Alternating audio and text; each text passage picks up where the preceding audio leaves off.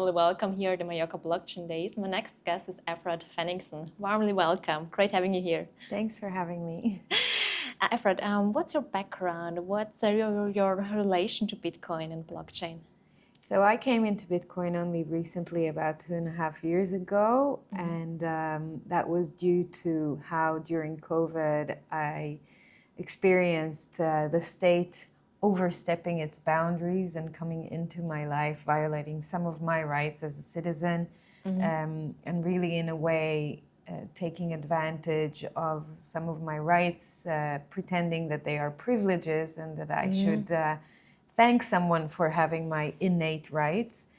During COVID, that was very evident, and once that period was over, for me it was important to then think of the future and think that if the state has now done it with my bodily autonomy or some of my other rights for movement or things like that, the next thing they'll probably go for is my property rights or my financials, my money. And so I had a drive to learn about money and learn about how I can protect my wealth and what I've worked really hard for, like most people. And from there was my curiosity about money and later on about Bitcoin. So I started, reading and watching films and learning more about money. And one of my followers on Twitter, which is the head of the biggest Bitcoin community in Israel, he approached me and said, look, I've been seeing everything you've been doing during COVID, and you're a dissident, you speak against the state and the establishment and all the policies and the measures, and I think that you're ripe and ready to learn about Bitcoin. And I was like, yay, bring it on. I was waiting for that. And so he sat down with me and he helped me do my first transaction, and he gave me the Bitcoin Standard book. And and then I went into the rabbit hole and started studying very fast. And today I have a podcast that is called You're the Voice, and it's about a year old now, and at least half of my guests are Bitcoiners and truth tellers, economists, but also doctors and scientists. And the podcast talks about not just money and finance and Bitcoin, but also about any other walk of life. So it's a very diverse podcast, and it really picked up, and more than 1.5 million views already in 1 year. So it's working really well, and I love doing that. But in my previous life, I was a marketeer. I was a chief marketing officer for global companies, and I had a very comfortable, good, successful life. For 20 years, I was in the intersection of technology and marketing. So I essentially took all of my skills from my old life and brought them into my new life. And now I'm an independent journalist and podcaster, and that's what I do.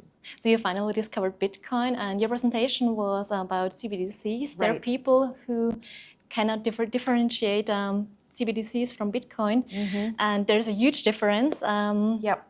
What is your opinion on that? What are your biggest differences? Sure. Let's start with the fact that CBDC is essentially a technological development over the existing monetary system, which is fiat. And fiat, as we all know or should know, is a bottomless system, meaning that you can have as much fiat as you want just by printing more or by creating more in the commercial banking system.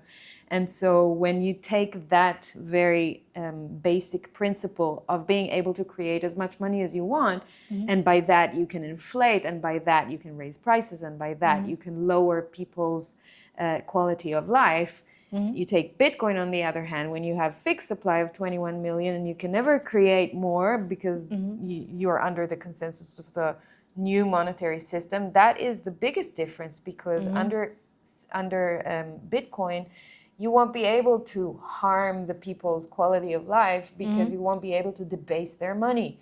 So sound money on the Bitcoin side and very unsafe, unsound money on the CBDC side. That's one of the differences.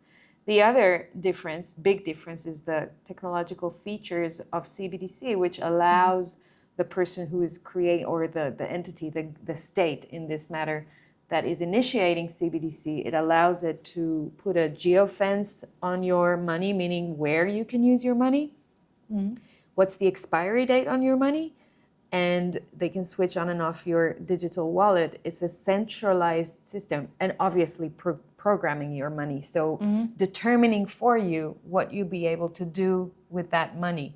And so you are essentially losing your freedoms to transact, to choose what to do with your wealth. And you're not able to also protect yourself and your wealth. And so these are innate features in the CBDC systems, whether the state will build it on their own or they'll take someone else to build it for them. These are the features of CBDC. Whereas Bitcoin, you can never censor anyone financially on that system. It's completely permissionless system where you don't need to ask permission to use your money, and what's yours is yours, and it's not in anyone else's control.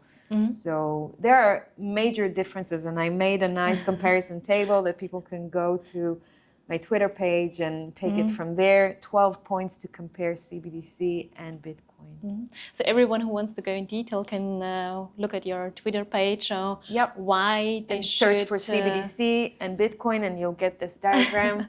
And you'll see my lecture about it as well, or my articles in Substack. I cover everything that's happening around the world with CBDC projects.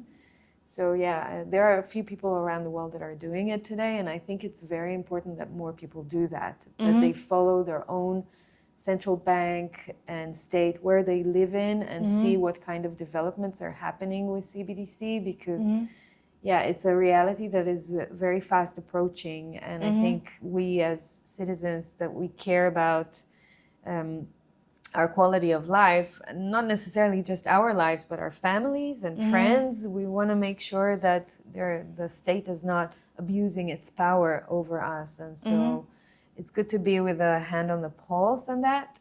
And by that, showing the government or the state that we are watching, that we are criticizing what they're doing, and that they don't have the freedom to take our rights, just like they did during COVID. Thank you for sharing your opinions on CBDCs and also on Bitcoin. So it's the first time for you here at the Mallorca Blockchain Days. What's your favorite part about it? I love the fact that it's so intimate. The fact that you can meet people, but then actually have in-depth conversation with them, because there are not a lot of people. So you are able to have really intimate discussions and see them in every break and in every dinner. And there are so many social gatherings, and I just love the fact that it's so intimate. This is, I think, a major differentiation from most of the large events or conferences out there. Thank you for amazing And it's in feedback. the most amazing place in the world. It's beautiful in Mallorca. Yeah, directly on the island next to the sea. Perfect. Love the location. Thank you for your feedback. Thank you for your time for the interview. And I'm looking forward to see you next year again. I would love to come again.